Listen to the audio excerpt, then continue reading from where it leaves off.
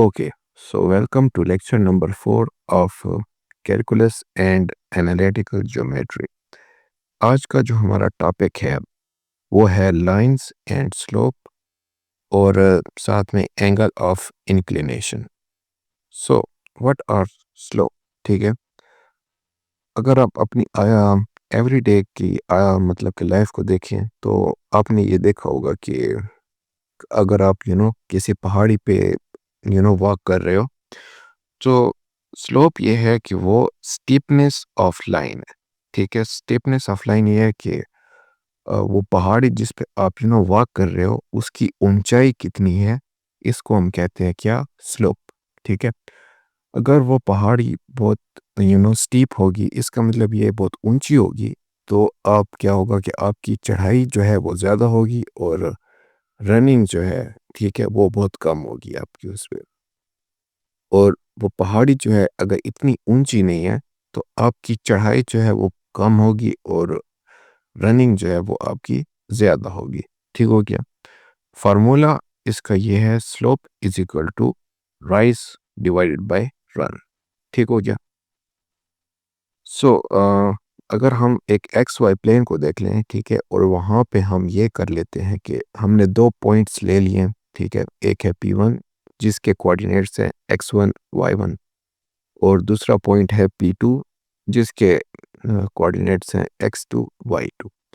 तो फिर क्या होगा कि बेसिकली रन और राइज जो है ये डिस्टेंस होते हैं. ठीक है, अपने कोऑर्डिनेट्स के. ठीक है, राइज जो है वो किसका डिस्टेंस होता है? वो x2 माइनस x1 का. और रन जो है वो किसका डिस्टेंस होता है? वो x2 माइनस x1 का डिस्टेंस होता है. y2 और x2 पहले क्यों लिखते हैं? क्योंकि y2 और x2 यूजुअली बिग नंबर होते हैं और आपको पता है कि डिस्टेंस क्या होगा, वो हमेशा पॉजिटिव होता है. तो इनका स्लोप जो है फिर क्या होगा एक्स वाई प्लेन में? वो ये होगा m is equal to y2 minus y1 divide by x2 minus x1. ठीक है, इनका डिफरेंस को आपने डिवाइड कर लेना है और आपके पास स्लोप आ जाएगा. डायग्राम इसका कुछ इस तरीके का बनता है. ठीक है, ये आपने दो पॉइंट्स लिए थे. ठीक है, उनके x कोऑर्डिनेट्स और y कोऑर्डिनेट का आपने डिस्टेंस मालूम किया है, उनको डिवाइड किया है, तो आपके पास क्या आ गया है? स्लोप आ गया. कुछ स्पेशल केसेस आएंगे आपके पास, जैसे फर्ज कर लें अगर x2 माइनस x1 यानी कि रन जो है उसका डिफरेंस जो है वो ज़ीरो आया आपके पास, तो इस सिनेरियो में क्या होगा? आपका स्लोप जो है वो अनडिफाइंड होगा, क्योंकि division with zero is not possible, is contradictory. तो इसलिए हम इसको अनडिफाइंड कहते हैं. और इस पे कौन सी लाइन आएगी स्लोप की? वर्टिकल लाइन आएगी. और अगर आपका y2 माइनस y1 यानी कि राइज जो है उसका डिफरेंस ज़ीरो आता है, तो इसमें क्या होगा? स्लोप जो है वो आपका ज़ीरो होगा और आपकी जो लाइन होगी स्लोप की वो हॉरिजॉन्टल लाइन होगी. ठीक है, इनके पॉइंट्स के जो ऑर्डर हैं उनको चेंज करने से आपका जो स्लोप है वो चेंज नहीं होगा. स्लोप जो पहले था वैसे का वैसे ही रहेगा. कुछ एग्जाम्पल हैं वो आप देख लें. ठीक है, जैसे एक ही हमारे पास ये है, दो पॉइंट्स हैं. एक उसका कोऑर्डिनेट जो है वो ये है x सॉरी 6 2 और दूसरा कोऑर्डिनेट हमारे पास ये है 9 8. तो इनके राइज और रन का जो डिफरेंस है वो हमारे पास ये आया 8 माइनस 2. ठीक है, y2 माइनस y1 और x2 माइनस x1. ठीक हो गया. 9 माइनस 6, 8 माइनस 2, 6 3 हमारे पास ये राइज रन आ गए. इनको डिवाइड किया तो हमारे पास क्या आया? स्लोप आ गया जो कि है 2. एक दूसरा पॉइंट है, ठीक है, उसमें हमारे पास ये है 2 9 एंड 4 3. ठीक है, ये हमारे पास कोऑर्डिनेट्स हैं. इनके राइज रन को हमने मालूम किया, उनका हमने जो स्लोप मालूम किया, तो वो हमारे पास -3 एक रिजल्ट है. इनको अगर डायग्रामेटिकली हम देखें तो ये हमारे पास डायग्राम बन रहा है. ठीक है, 6 2 9 8. इसका स्लोप जो है वो क्या था? हमारे पास पॉजिटिव था और दूसरे का नेगेटिव था. तो पॉजिटिव में जो स्लोप है वो अपवर्ड जाएगा और नेगेटिव के केस में क्या होगा? डाउनवर्ड जाएगा. एक और एग्जांपल हमारे पास है, वो ये है कि पॉइंट्स, ठीक है, हमारे पास ये हैं और इनके कोऑर्डिनेट ये हैं -2 और 7 एंड 5 7. ठीक है, तो इनका राइज रन हमने मालूम किया और स्लोप जो है वो ये आ रहा था 0/7 इज इक्वल टू 0, यानी कि हमारे पास अब एक ज़ीरो स्लोप बन गया। तो ज़ीरो स्लोप का डायग्राम जो है वो हमारे पास ये आ जाता है। ठीक हो गया, बिल्कुल हॉरिजॉन्टल लाइन होगी, स्लोप हमारा इस तरीके का बन रहा होगा। और कुछ इंटरप्रिटेशन जो है वो आपने देख लेनी है। ठीक है, पॉजिटिव स्लोप क्या होगा, अपवर्ड जाएगा। ठीक है, और नेगेटिव स्लोप जो है वो उसकी लाइन जो है वो डाउनवर्ड जाती है। और ज़ीरो स्लोप की फ्लैट होगी, और अनडिफाइंड स्लोप की क्या होगी, वो वर्टिकल लाइन होगी।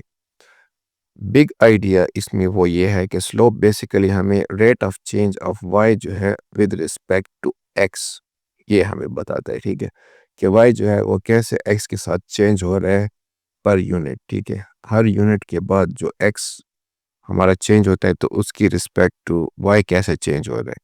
तो डायग्रामेटिकली आप इधर देख सकते हैं। ठीक है, कि हर पॉइंट के बाद ये दोनों कोऑर्डिनेट्स में कैसे चेंजेस आ रही हैं, ये हम कैसे मालूम कर सकते हैं, स्लोप के थ्रू मालूम कर सकते हैं। ओके, तो अब हम बात कर लेते हैं एंगल ऑफ इंक्लिनेशन की। ठीक हो गया, फर्ज करें कि जो स्लोप है वो हमारे पास एक नंबर है।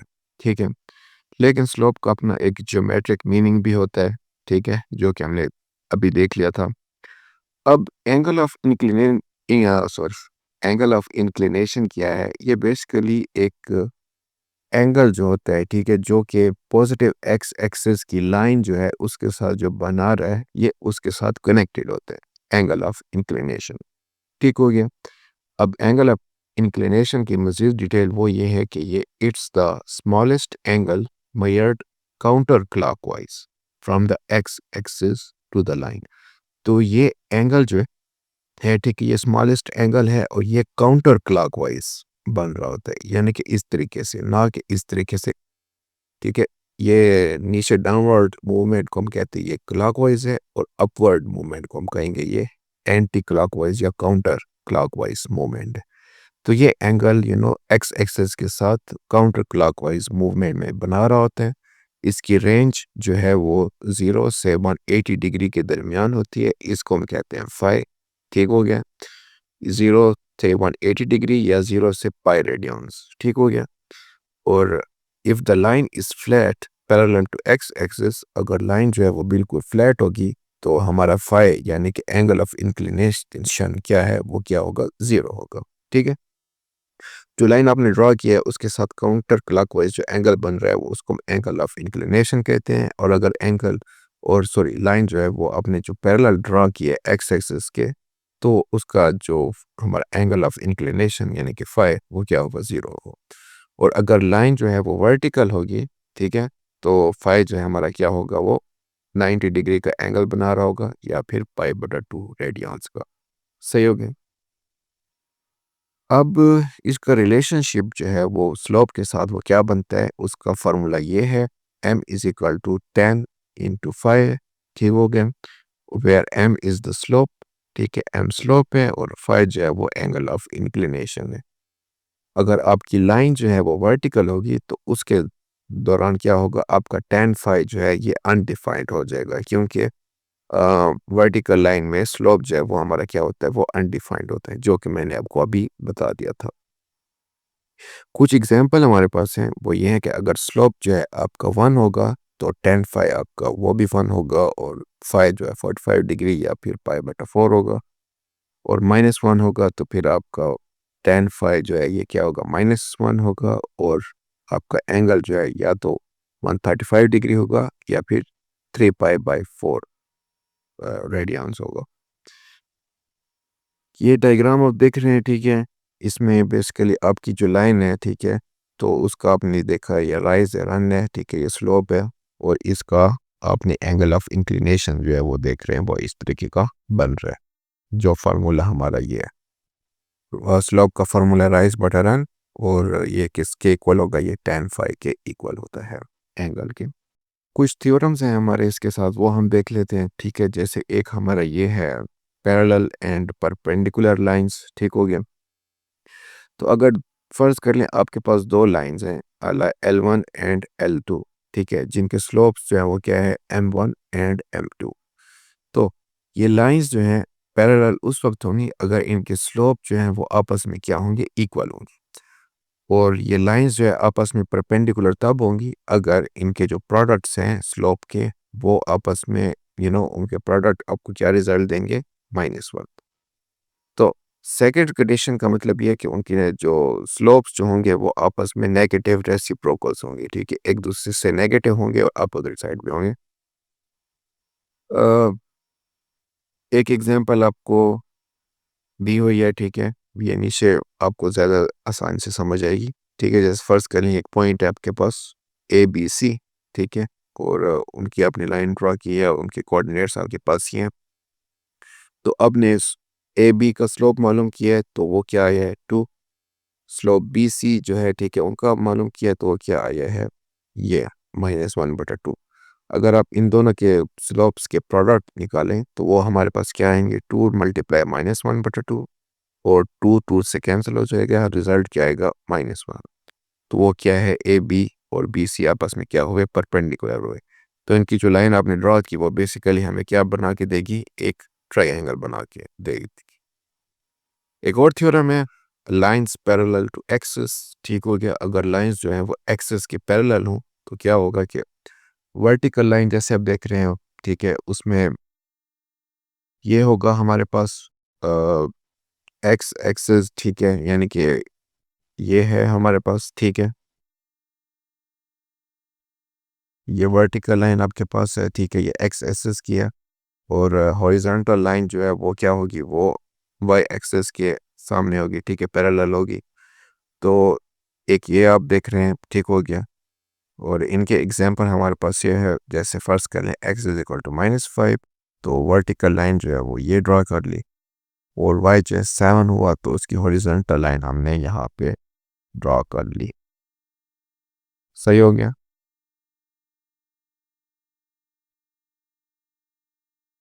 कुछ और हमारे पास आ जाते हैं थ्योरम, एक है पॉइंट स्लोप फॉर्म, ठीक हो गया। इसमें हम बेसिकली ये देख रहे होते हैं, ठीक है, कि अगर आपके पास स्लोप आपको मालूम है, ठीक है, तो आप किसी भी पॉइंट का आप क्या कर सकते हो, उसकी लाइन जो है वो ड्रा कर सकते हो, ठीक हो गया। बेसिकली इस थ्योरम का ये मतलब बन रहा है। मैं आपको ऐसे एक्सप्लेन करके दे देता हूँ। Equation of A line passing through, ठीक है, इस एक्स वाई की जो कोऑर्डिनेट्स है x1 y1, ठीक है, फर्ज करें आपके पास कोऑर्डिनेट्स हैं, उस पर आपने कोई लाइन जो है पास कर लिया है, और उस आपके पास उसका स्लोप भी पहले से मौजूद हो, तो आपकी इक्वेशन जो है वो इस तरीके की बनेगी, y minus Y one is equal to m into X minus x1, ठीक हो गया। एग्जाम्पल में आप इस इक्वेशन को देख लें, जैसे फर्ज कर लें आपकी एक लाइन जो है वो इस कोऑर्डिनेट पे पास हो रही है, ठीक हो गया, और आपके पास स्लोप भी ये दिया होगा। सो इसके मुताबिक आप फिर इसको इक्वेशन को सॉल्व करेंगे, ठीक हो गया, तो आपका रिजल्ट जो है वो आपको ये दे देगा कि y is equal to -3/2 x plus 6, ठीक हो गया। और इसके अलावा आप जो है वो क्या कर सकते हैं कि एक और इक्वेशन भी आपको दी हुई है, ये आप खुद देख के इसको सॉल्व कर लीजिएगा और देख लीजिएगा। एक और थ्योरम हमारे पास है, उसको हम कहते हैं स्लोप इंटरसेप्ट फॉर्म, ठीक है। इसका बेसिकल ये मतलब बनता है कि अगर आपके पास एक स्लोप भी है और आपके पास इंटरसेप्ट भी है y का, तो आप उन दोनों की इंफॉर्मेशन के मुताबिक अपनी लाइन जो है उसको डिस्क्राइब कर सकते हैं कि आपकी लाइन कहाँ पे बन चल रही है, ठीक हो गया। इक्वेशन आपकी ये होती है y is equal to mx plus B. Example आपके पास एक ये दी हुई है, ठीक हो गया, 2x माइनस 5, ठीक है, स्लोप इसका ये बन रहा है, वाई इंटरसेप्ट आपके पास ये -5, क्योंकि वो x जो है आप उसको 0 सेट कर ले तो जब आपने वाई इंटरसेप्ट मालूम करना, ठीक हो गया। और दूसरी एग्जांपल आपके पास ये है, तीसरी भी है, तो आप इसको देख लीजिएगा। जनरल इक्वेशन जो है लाइन की, जो जनरल इक्वेशन हमारे पास होती है वो ये होती है कि any line can be written as this, ax plus b y plus c is equal to 0। अब इसमें क्या होगा कि ये आपने ज़रूर मेक श्योर करना है कि a और b जो है वो दोनों नॉट बोथ 0 होंगे, ठीक है, दोनों 0 बिल्कुल नहीं होने चाहिए।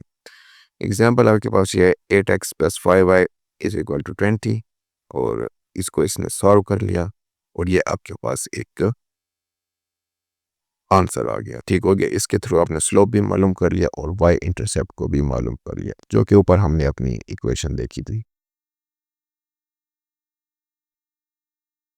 कुछ इंपॉर्टेंस जो है इनकी स्लोप की, ठीक है, वो अब देख लें।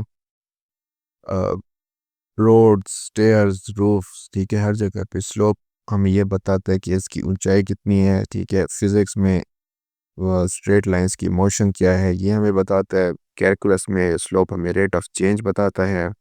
एवरीडे लाइफ में ये हमें कन्वर्जन्स देता है, ठीक है। फ़ारेनहाइट और सेल्सियस, ये जो डिग्रीज हमारे होते हैं टेम्परेचर के, ठीक है।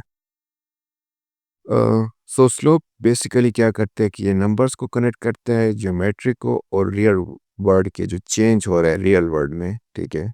और ये हमें बताता है, ठीक है। और एंगल ऑफ इंक्लिनेशन जो है वो सिर्फ ये एक सेम स्लोप जो हमारे पास है अभी उसको देखने का एक दूसरा पर्सपेक्टिव, नज़रिया, वो हमें देते हैं। And angle as an angle instead of fraction, ठीक है। एक एंगल के तौर पे हम स्लोप को देख रहे होते हैं एंगल ऑफ इंक्लिनेशन के थ्रू।